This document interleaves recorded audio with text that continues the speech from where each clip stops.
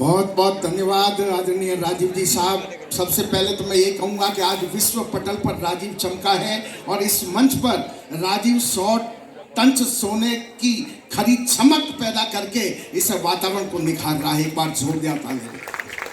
अभी राजीव जी ने कहा कि जिसको भूख लगी है वो बाहर जाकर ड्राई फ्रूट का सेवन करे, लेकिन मैं राजीव जी इतना कहना चाहता हूँ कि यहाँ पर बैठे हुए महावीर के भक्तों को न अन्न की भूख है न धन की भूख है।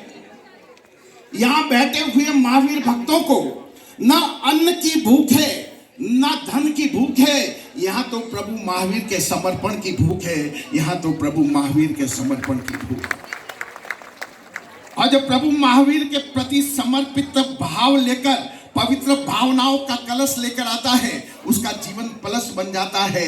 वो कभी पीछे मुड़कर नहीं देखता है। महावीर की वाणी की कहानी को उपन्यास में परिणित कर सुबुद्ध श्रोताओं ने इस मंच से आपके दिल और दिमाग पर मस्तक झुकाकर दस्तक दी। एक से बढ़कर एक महावीर के जीवन वृत्तांत को आप तक पहुंचाया। मैं बस महावीर के 4 अक्षरों को परिभाषित करते हुए महावीर क्या है, मेरे महावीर क्या है, मैं वो दर्शाना चाहता हूं। अच्छा लगे तो तालियों से उत्सव आगे से पीछे तक खड़ा करके मेरी ऊर्जा बढ़ा कि महावीर का म कहता है मन का संयम बना रहे।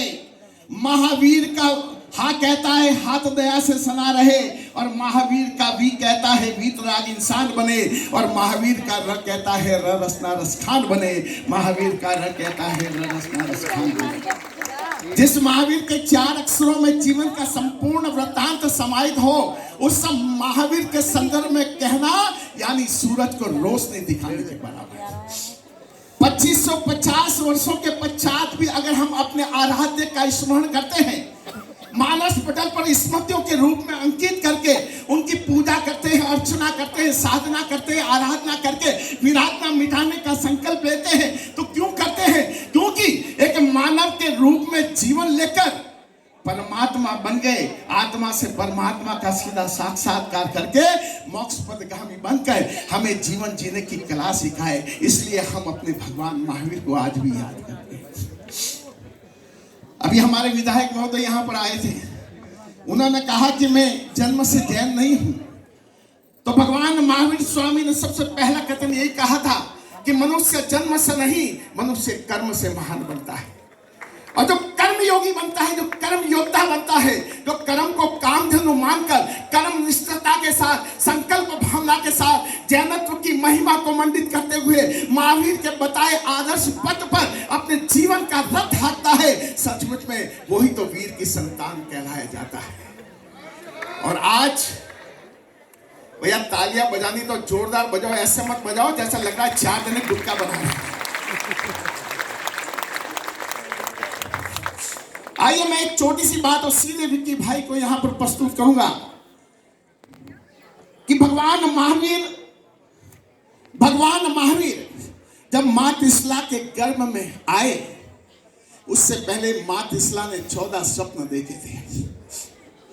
भगवान महावीर मां त्रिशला के गर्भ में आए, उससे पहले मां त्रिशला ने 14 स्वप्न देखे थे।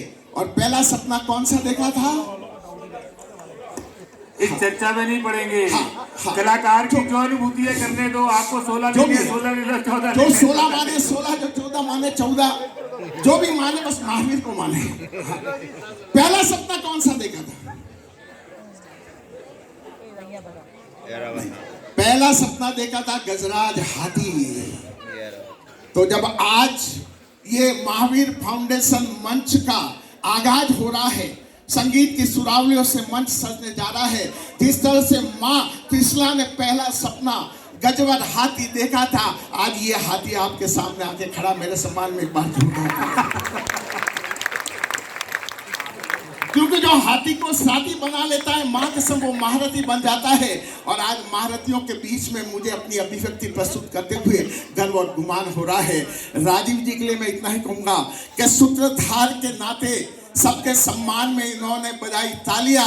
अब हमारा फर्ज बनता है कि एक बार इस सरस्वती पुत्र के लिए ये पूरा सदन बजाए जोरदार तालियां।